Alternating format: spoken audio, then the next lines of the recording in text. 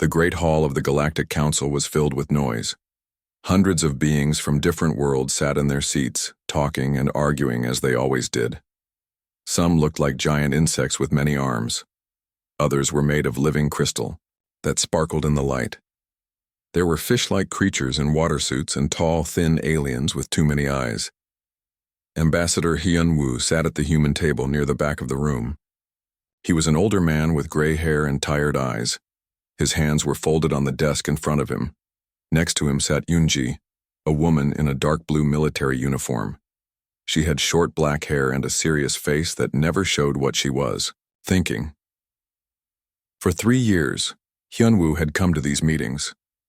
For 3 years, he had listened to the same complaints about humans. Today was no different. A bug-like alien with 6 arms stood up. Its voice came out as clicking sounds, but the translation machine turned it into words everyone could understand. The humans take too much from our worlds, it said. They dig up our metals and grow their food on our planets. They never ask if we want them there. Another alien made of blue crystal began to glow brighter. They will not share their weapons with us. They keep all their best technology for themselves. This is not fair. A fish-like creature in a water tank waved 4 arms in anger. Their warships fly through our space without asking. They act like they own everything. They think they are better than us.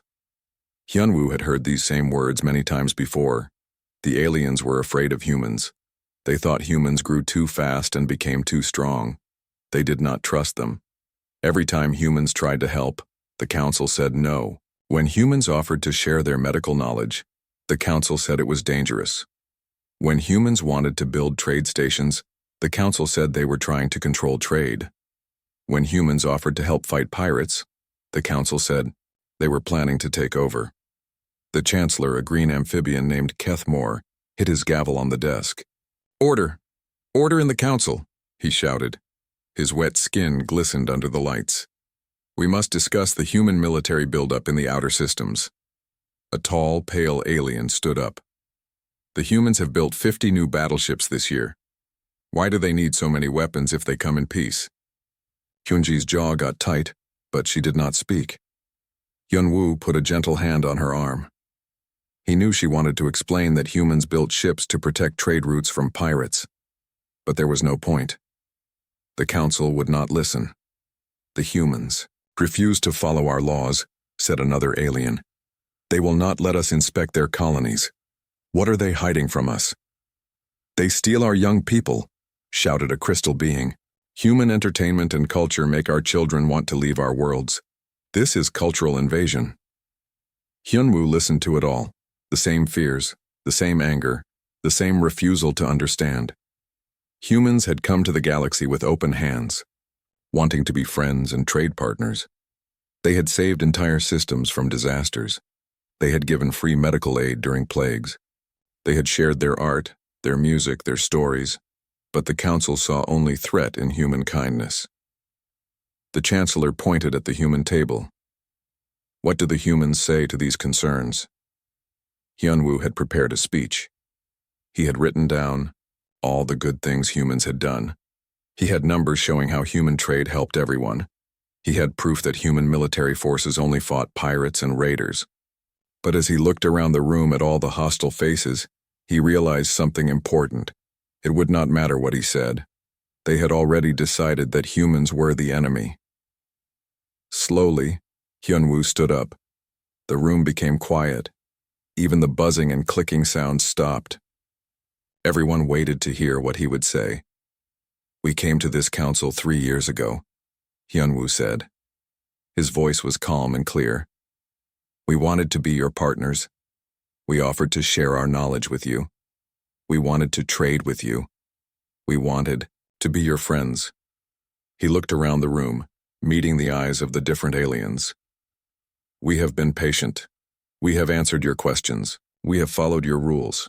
We have tried to prove that we mean no harm." The chancellor leaned forward. "And what is your answer to our concerns?" Hyun-woo picked up his papers from the desk. Yoonji stood up beside him. The other humans at their table also got to their feet. "Our answer is that we are done trying to convince you," Hyun-woo said. Surprise sounds came from all over the room. The crystal beings flashed brighter. The insect aliens clicked their mandibles. The fish creatures swam faster in their tanks. You have made it clear that you do not want us here, Hyunwoo continued. You do not trust us. You do not want our help. You see us as invaders, not friends. He started walking toward the door. His team followed him. Their footsteps echoed in the suddenly quiet hall. Where are you going? The Chancellor called out. The meeting is not finished. Hyunwoo stopped at the big doors that led out of the chamber. He turned back one last time to look at the assembled aliens. For a moment he thought about all the good things that could have been. Humans and aliens working together. Sharing knowledge. Exploring the stars as friends. But that dream was over. Yes, it is finished, Hyunwoo said quietly. We will not beg for acceptance anymore. We will not try to prove ourselves to people who do not want to see the truth. Humanity is withdrawing from this council. The doors opened with a soft hiss. Hyunwoo walked through them without looking back. Yoonji and the others followed. The doors closed behind them with a solid thump that seemed to echo through the entire building. In the chamber, hundreds of aliens sat in shocked silence. They had expected the humans to argue. They had expected them to make threats or promises. They had not expected them to simply leave. Chancellor Kethmore hit his gavel nervously. Well, he said, trying to sound confident, perhaps this is for the best. Now we can make decisions without human interference. But even as he spoke, some of the aliens were starting to wonder if they had made a terrible mistake. The humans controlled the strongest military in the galaxy. They had the best technology. They protected the trade routes and fought the pirates. What would happen now that they were gone? The question hung in the air like a dark cloud, but no one wanted to say it out loud. Instead, they pretended everything would be fine. They went back to their normal business as if nothing had changed.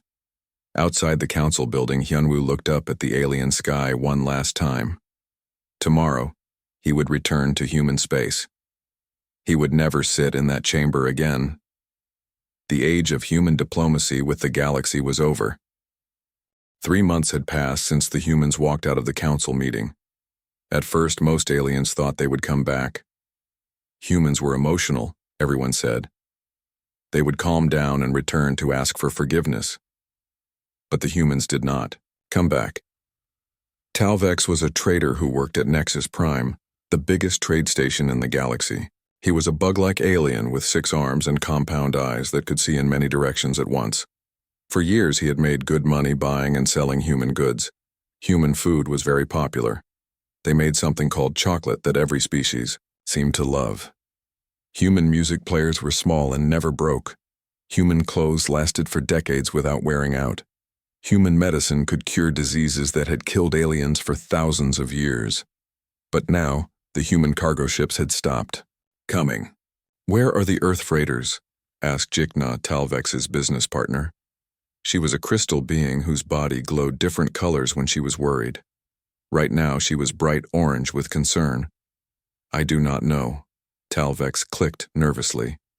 Captain Min Jae was supposed to deliver a shipment of coffee beans last week. His ship never arrived. They walked through the market district of the station. 3 months ago, these corridors had been full of buyers looking for human goods. Now, most of the human merchandise stalls stood empty. The few items that remained were being sold at very high prices. Maybe we should contact them directly, Jikna suggested. Send a message to human space. Talvex had tried that already. His messages went out, but no replies came back. It was like sending signals into empty void. On the planet Kepler 442b, researcher Jixma was having the same problem. Jixma was a gel made of living crystal like Jikna but larger and older. She had been working with human scientists for 2 years, studying the strange crystals that grew on her home world. The humans had built a research station near the crystal fields. Dr. Minho and his team had been very excited about the discoveries they were making together. The crystals could store huge amounts of energy, and the humans thought they could be used to power entire cities. But one morning, Jixma arrived at the human station to find it completely empty. All the equipment was gone. The buildings were Locked. There was no note, no message, no explanation.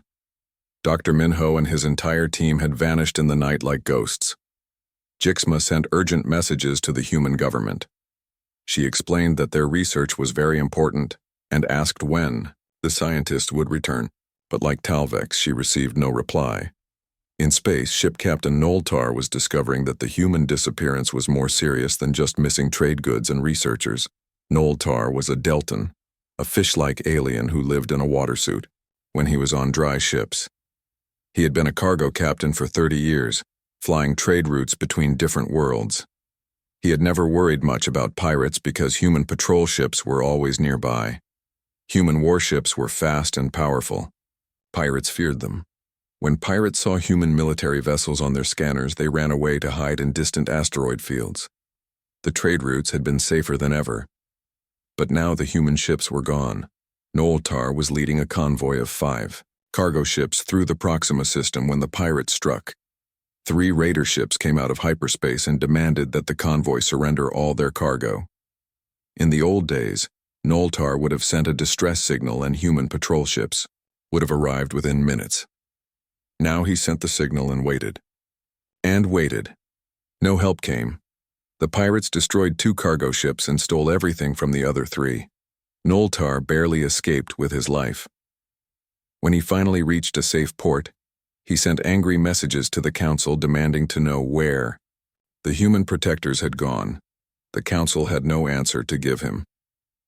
In the council chambers, the daily meetings continued as if nothing had changed. Chancellor Kethmore sat in his tall chair and guided discussions about trade regulations and mining rights. The same aliens gave the same speeches they had been giving for years. But there was something different in the air, a nervousness that had not been there before. "Has anyone heard from the human government?" asked Delegate Mersan during one session. She was a Deltan like Noltar with blue skin and large black eyes. "They withdrew from the council," Chancellor Kethmore replied firmly.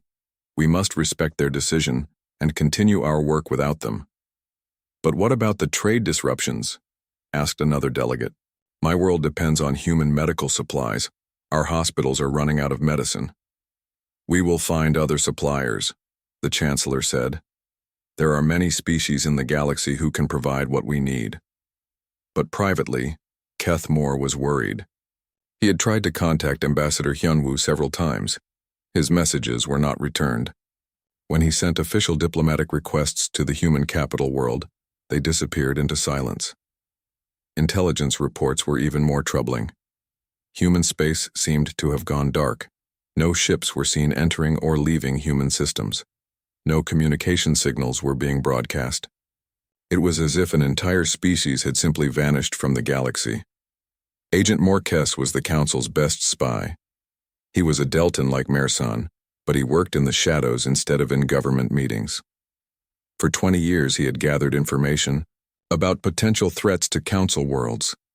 "I have never seen anything like this," he reported to his superiors. "Human space has become completely sealed. We cannot get any information about what they are doing." "Perhaps they are planning something," suggested his supervisor, a nervous insect alien named Clixtor.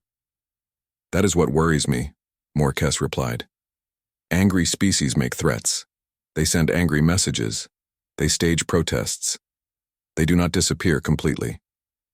On the frontier worlds, the absence of humans was being felt in more dangerous ways. Small conflicts that had been kept quiet by human diplomats began to grow larger. Territorial disputes that human mediators had been helping to solve turned into shooting wars.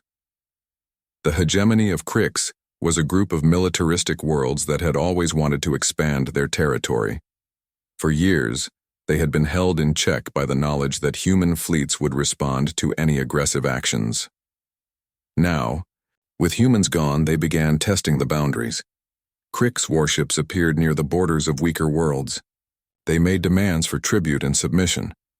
When the threatened planets called for council help, they were told that committees would be formed to study the situation.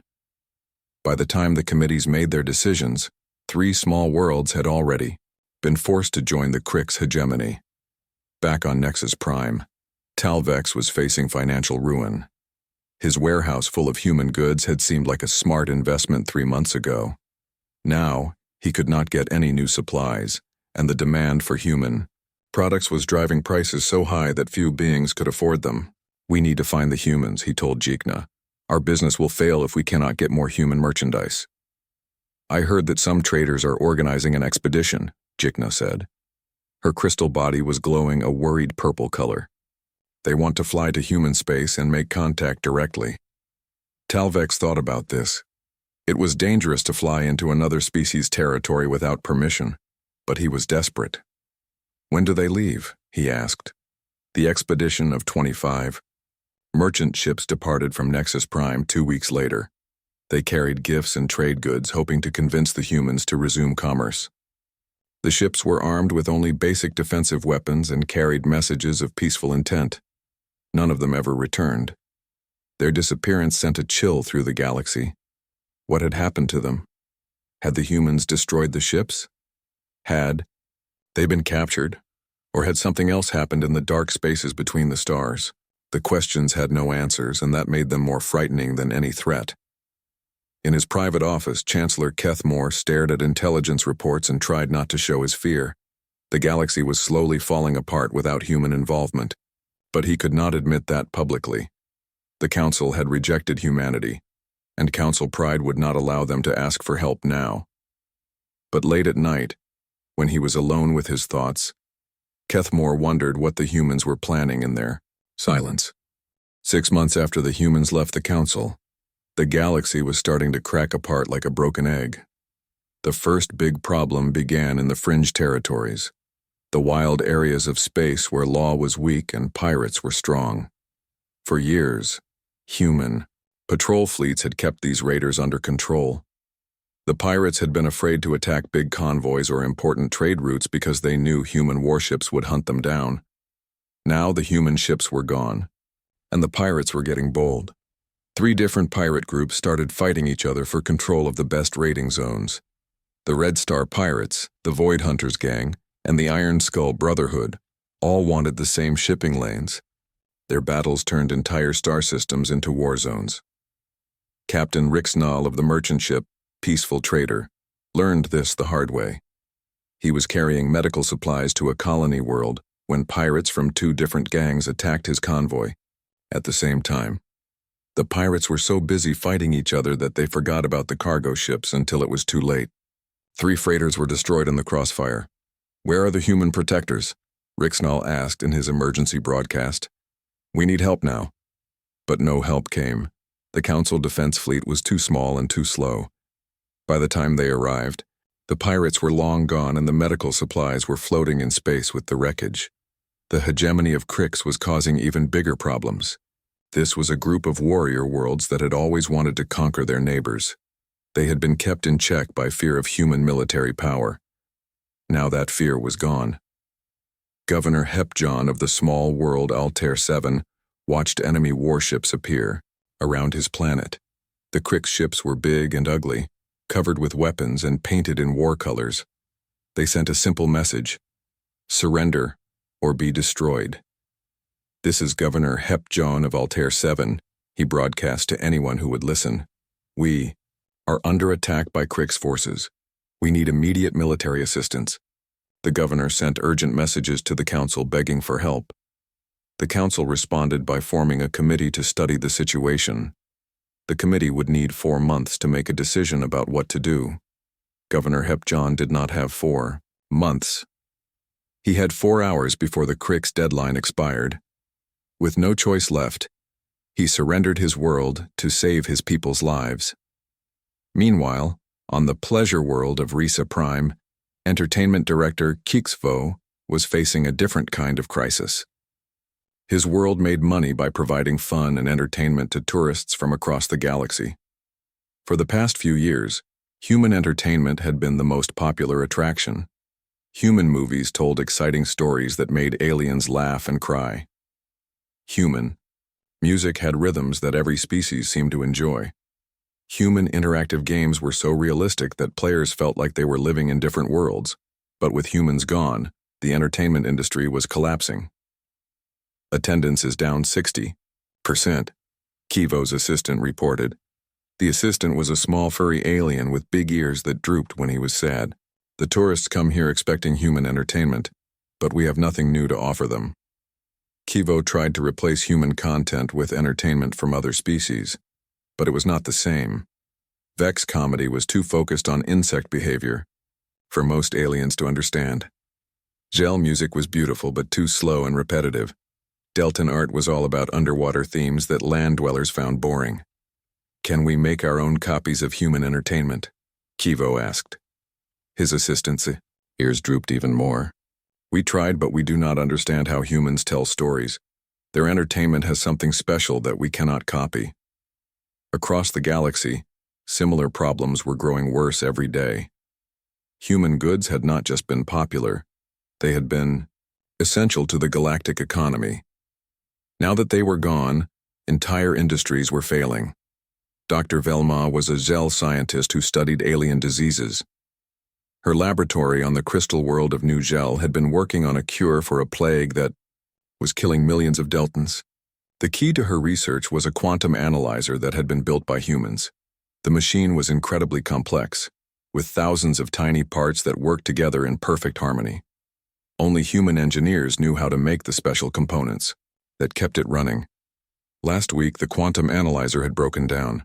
Dr. Velma searched everywhere for replacement parts, but no one else in the galaxy knew how to make them. The human factory that produced the components had gone silent along with all the other human installations. How long until we can find another way to do the research? Asked her assistant, a young Gel named Kirmo. Dr. Velma's crystal body dimmed with sadness. Without the quantum analyzer, it could take decades to develop a cure. Millions more will die while we work. The plague continued to spread through Deltan space, and there was nothing she could do to stop it. On the industrial world of Proxima 5, factory manager Wol Kek faced a similar problem. His factories produced energy cells that powered ships and cities throughout the galaxy. The most important part of the manufacturing process used human-designed catalysts that made the energy cells work better and last longer. The factories had enough catalyst supplies to last for 2 more months. After that, they would have to use older, less effective methods. The energy cells they produced would be weaker and more expensive. Can we contact the humans directly? Asked his chief engineer, a mantis-like alien named Tikrex. Wolkek had tried many times. Like everyone else, his messages disappeared into silence. It is like they have vanished from the universe, he said. The intelligence networks that served the Council were the most worried of all. Their job was to watch for threats to galactic peace, but they could not watch what they could not see. Agent Morkes had spent his career gathering information about every major power in the galaxy. He knew which species were building new weapons, which worlds were having internal conflicts, and which leaders might cause trouble. But human space had become a complete mystery.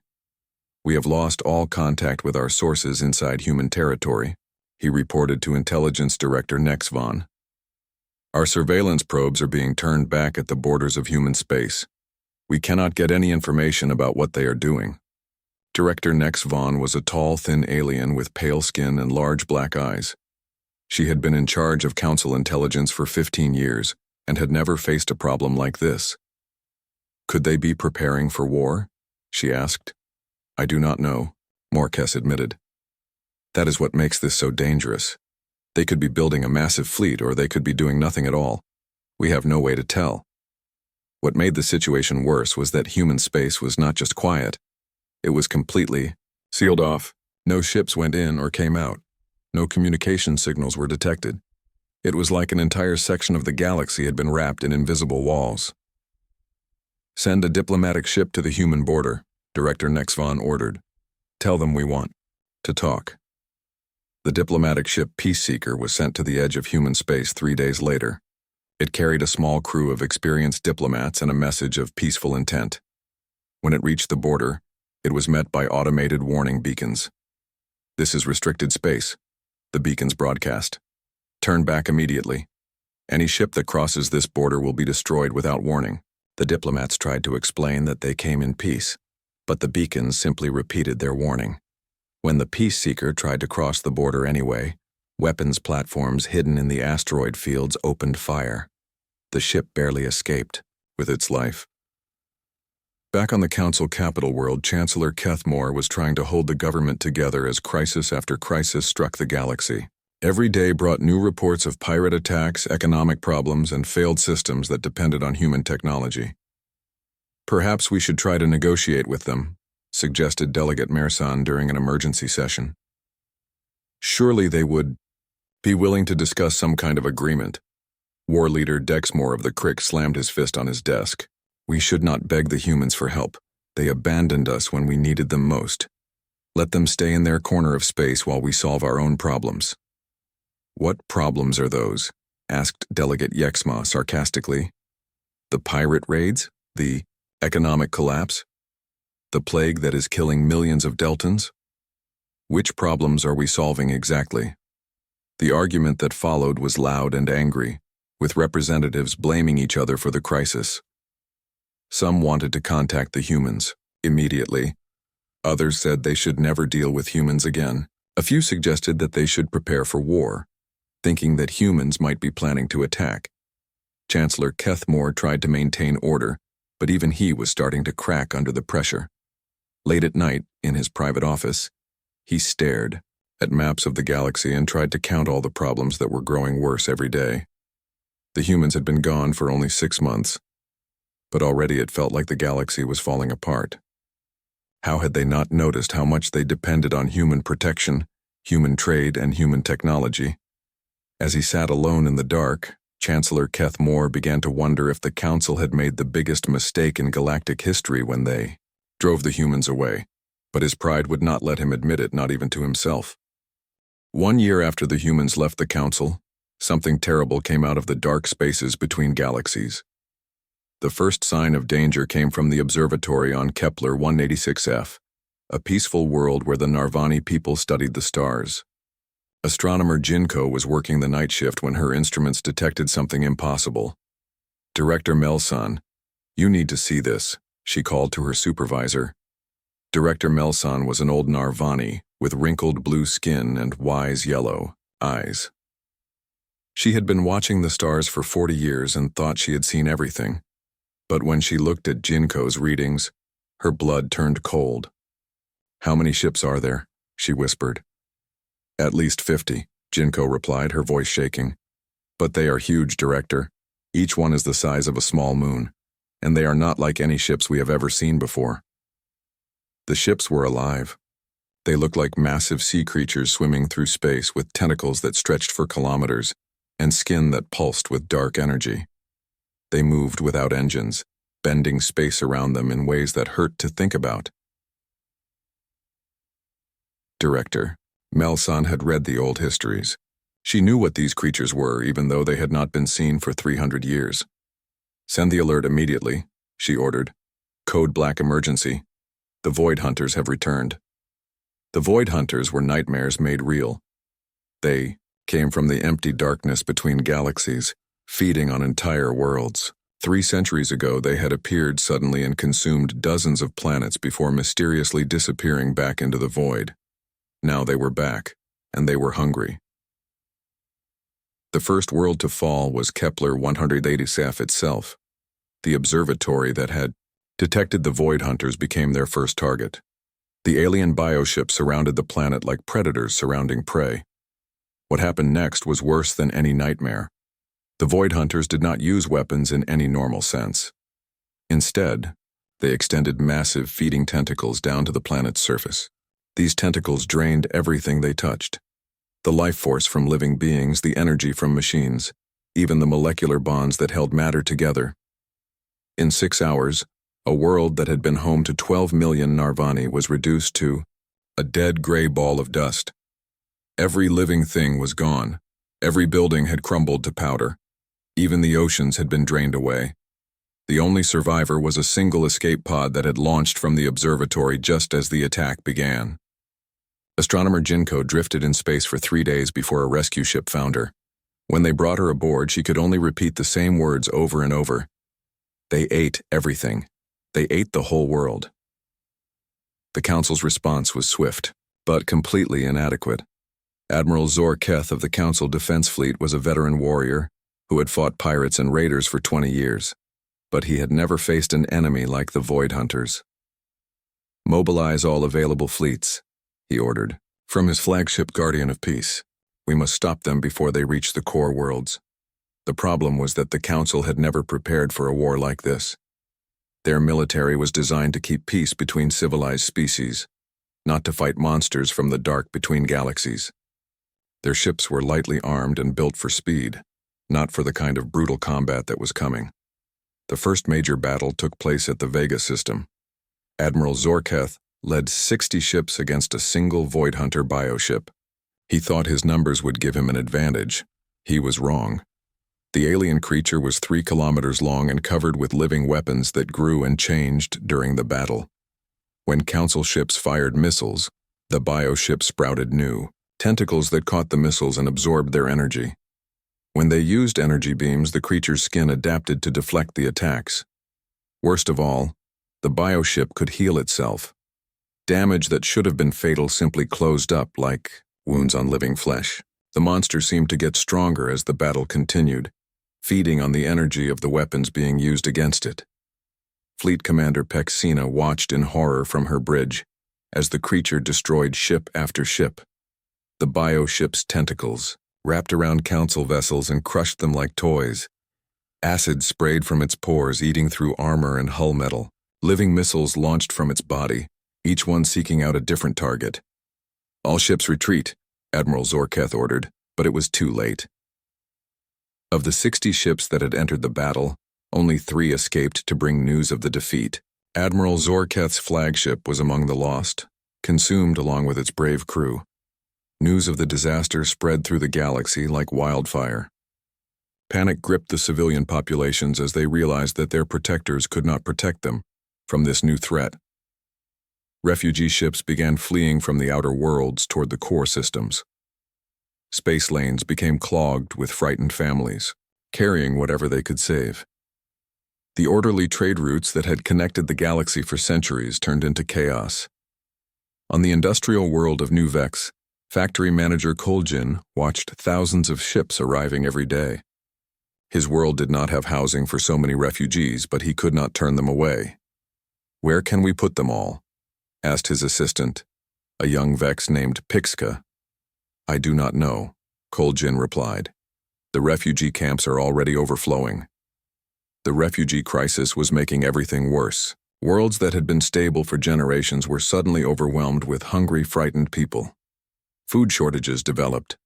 Medical facilities were crowded beyond their limits. Social order began to break down as competition for resources grew fierce. In the council chambers, the representatives screamed at each other instead of working together. Everyone wanted to blame someone else for the disaster. "This is what happens when we let the humans leave," shouted Delegate Yexma. "They had the strongest military in the galaxy. If they were still here, they could fight these monsters." War leader Dexmore of the Crick stood up angrily. "The humans abandoned us. They are probably hiding in their sealed borders while the rest of the galaxy burns. Why should we ask cowards for help?" "Because we are losing," Delegate Merson replied. "Every day, more worlds fall to the Void Hunters. Our fleets cannot stop them. We need help, and the humans are the only ones strong enough to give it." Chancellor Kethmore tried to maintain order, but the argument continued. Some representatives wanted to contact the humans immediately. Others said it would be shameful to beg for help from a species they had rejected. A few suggested that the humans might be working with the Void Hunters, though this idea was too crazy for most to believe. While the council argued, the Void Hunters continued their advance. Each world they consumed made them stronger. The bioships grew larger and sprouted new weapons. More creatures emerged from the dark spaces, drawn by the feeding frenzy. Dr. Renma, a scientist who specialized in xenobiology, studied the few recordings that had been made of the Void Hunter attacks. What she discovered made her even more frightened. "They are not just destroying worlds," she reported to the Council Science Committee. "They are learning from each attack. The bioships adapt their tactics based on our defensive methods. They are becoming smarter and more dangerous with each victory." The implications were terrifying. The Void Hunters were not mindless beasts. They were intelligent predators who studied their prey and improved their hunting methods. Every battle the Council lost taught the creatures how to fight better. Meanwhile, in human space, silence continued. No human ships appeared to help fight the Void Hunters. No communications came from human worlds.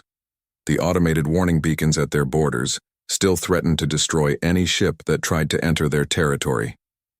Agent Morquez, the Council's best spy, made one desperate attempt to contact the humans. He took a small, fast ship and approached the human border alone. Instead of trying to cross the boundary, he broadcast a message on all frequencies. "This is Agent Morquez of the Galactic Council Intelligence Service. The galaxy is under attack by the Void Hunters. We need to speak with your government immediately. Please respond." For 3 days, he waited at the border, repeating his message every hour. The only response was the automated warning that threatened to destroy his ship if he came any closer. On the third night, something changed. A new signal appeared on his communications board, a message from deep inside human space. "Agent Morquez," said a voice he did not recognize. "Your message has been received. The human government is aware of the Void Hunter situation. We are monitoring the situation with interest." "Monitoring?" Morquez replied desperately. "Entire worlds are being destroyed. We need your help." There was a long pause before the human voice replied. "The Galactic Council rejected human participation in galactic affairs. You made it clear that you did not want our interference. We are simply respecting your wishes." "But people are dying," Morquez pleaded. "Yes," the human said simply. "They are. Good luck with your war, Agent. We hope you find a way to solve your problems without outside interference." The communication ended, leaving Morquez alone in the darkness between stars. When he returned to the Council with news of his failed mission, the representatives finally understood the full scope of their situation. The humans were not going to help them. They were on their own against an enemy that was stronger than anything they had ever faced. The Void Hunters had reached the middle systems.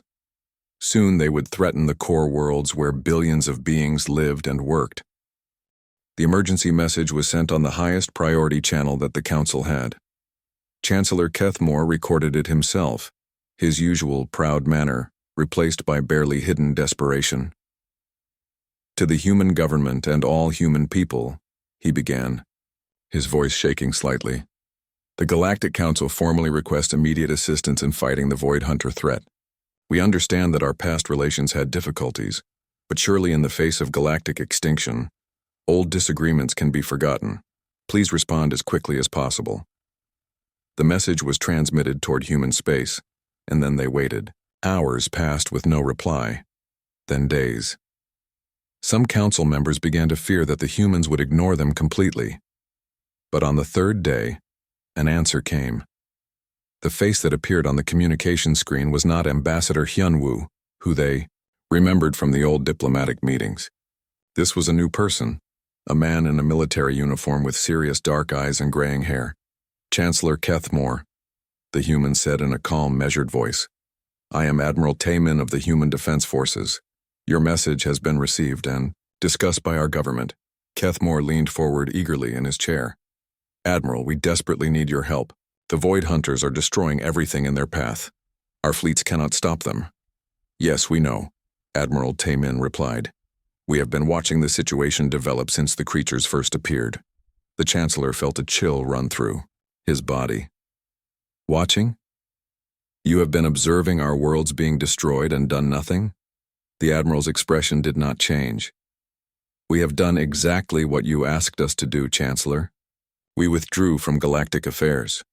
We stopped interfering in other species' business. We respected your independence and your borders, just as the Council demanded." Delegate Mersan could not contain herself any longer. "But entire civilizations are dying," she cried out from her seat. Admiral Taemin looked at her with cold eyes. "Yes, that is what happens when you reject the protection you are offered. The strong survive, and the weak perish. This is the way the galaxy has always worked." The council chamber erupted in angry voices, but Admiral Taemin continued speaking over the noise. "However, humanity is not completely without compassion. We are prepared to offer our assistance in this crisis. Chancellor Kethmore felt his hearts jump with hope. What do you need from us? Our terms are simple, the Admiral said. Full membership in the Galactic Council for Humanity, with voting power equal to our military contribution to galactic defense. Permanent human military, bases in all star systems that request our protection, and a formal public acknowledgement that the Council's previous policies regarding human participation were mistaken. The silence in the chamber was complete. The aliens stared at the screen, trying to process what they had just heard. War Leader Dexmore was the first to find his voice. You are holding the galaxy hostage. You are using our suffering to gain political power. Admiral Taman's expression remained calm. No, War Leader. We are offering to save the galaxy. But we will not do so only to be pushed aside again when the crisis ends. Those days are finished forever. This is blackmail, hissed another delegate. This is reality, the Admiral replied. You made a choice when you rejected human friendship. You chose to stand alone. Now you must live with the consequences of that choice or accept our help on our terms. As if summoned by his words, alarm signals began flashing throughout the council building. Emergency broadcasts flooded the communication channels with terrible news. The Void Hunters had broken through the last defensive line at Proxima Centauri. They would reach the capital system within hours. Through the windows of the chamber, the assembled delegates could see panic in the streets below. Evacuation ships were launching from spaceports as people tried to flee to safety. But there was nowhere left to run. The monsters from the void had consumed half the galaxy already. Chancellor Kethmore looked around at the faces of his fellow representatives. He saw fear, anger, and desperation.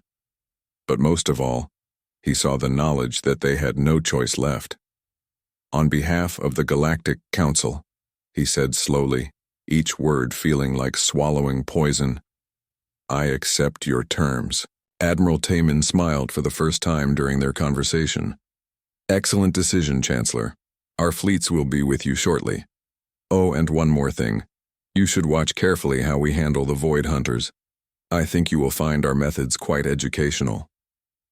The transmission ended, leaving the council delegates sitting in stunned silence. They had just given the humans everything they had previously refused to share: political power, military authority, and public recognition of human superiority. But, before anyone could complain about the deal, new signals appeared on the detection screens around the chamber. Massive energy signatures were appearing at the edge of the star system. Human battle fleets dropping out of hyperspace. The ships that emerged from the darkness were nothing like the vessels the aliens remembered. These were larger, more advanced, and armed with weapons that did not appear in any council database. The humans had not been idle during their year of silence. They had been preparing for war. Fleet Admiral Sora stood on the bridge of the flagship Terra's Might and studied the tactical display. The Void Hunter bioships were approaching the capital world in a feeding formation, confident in their ability to consume another helpless planet. They were about to learn that this planet was not helpless. All ships, prepare for engagement, Admiral Sora ordered. Target the lead bioship. Show these creatures what happens when they threaten human allies. The human fleet moved into attack formation with precision that amazed the council observers. Their ships coordinated perfectly, like parts of a single organism. When they opened fire, the space around the Void Hunters lit up with weapons that had never been seen before. Particle beams that could tear holes in space itself lanced out from the human warships. Missiles that could phase in and out of reality struck targets that thought they were safely hidden. Most terrifying of all were the gravity weapons that could crush a bioship like an insect. The lead Void Hunter creature, which had seemed so invincible against council fleets, was destroyed in the first minute of combat. Its massive body was torn apart by forces it had never encountered. The other bioships tried to adapt their defenses, but the human weapons were too advanced and too varied. Within 6 hours, every Void Hunter in the system had been reduced to floating debris. Not a single human ship had been lost in the battle. But the humans were not finished. Their fleets spread out across the galaxy, hunting down every remaining Void Hunter with ruthless efficiency. They did not just fight the alien creatures. They hunted them down systematically, following them back toward the dark spaces between galaxies and destroying every trace of their presence. The war that had seemed hopeless was over within 3 weeks. When the last Void Hunter bioship was destroyed at the edge of known space, Admiral Taemin appeared again on the Council communication screens. Behind him, the view showed human warships patrolling a border that stretched across half the galaxy. "The immediate threat has been eliminated," he reported. "We have established defensive perimeters to prevent any future incursions. The galaxy is now secure under human protection." Chancellor Kethmore struggled to find words. We are grateful for your assistance, Admiral. The Council will honor our agreement." "I am certain you will," Admiral Taemin replied, "because you now understand what the galaxy looks like without human protection, the screams of dying worlds, the chaos of refugee fleets, the silence of dead civilizations." He paused to let his words sink in. "We will not withdraw again, Chancellor, but we will also never again allow ourselves to be taken for granted. The galaxy has learned a valuable lesson about the price of rejecting those who offer friendship." In the weeks that followed, the new order took shape quickly. Human military bases appeared in every star system that requested protection, which was nearly all of them. Human patrol fleets resumed their duties along the trade routes, but now they flew under human flags instead of Council authority. The Galactic Accords were rewritten to reflect the new reality. Humanity received the largest voting bloc in the Withdrew Council, with representation based on their military contribution to galactic defense. Other species were ranked according to their own contributions, creating a hierarchy that put humans firmly at the top. Ambassador Hyun-woo returned to the Council as the new High Chairman, the highest position in the galactic government. During his inaugural address, he looked out over the same chamber where he had once been ignored and rejected. "The humans withdrew in silence," he said, his voice carrying clearly through the hall. "And in that silence, you learned what the galaxy sounds like without us. You heard the screams of worlds being destroyed. You felt the terror of facing extinction, alone." The assembled delegates listened in complete silence. "We will not withdraw again. But we will never again be generous with species that do not appreciate generosity. The strong protect the weak, but the weak must acknowledge their need for protection." Hyun-woo looked around the chamber at faces that had once been hostile, but were now respectful, even fearful. "The age of human charity is over," he concluded. "The age of human leadership has begun." In the end, the Council had learned exactly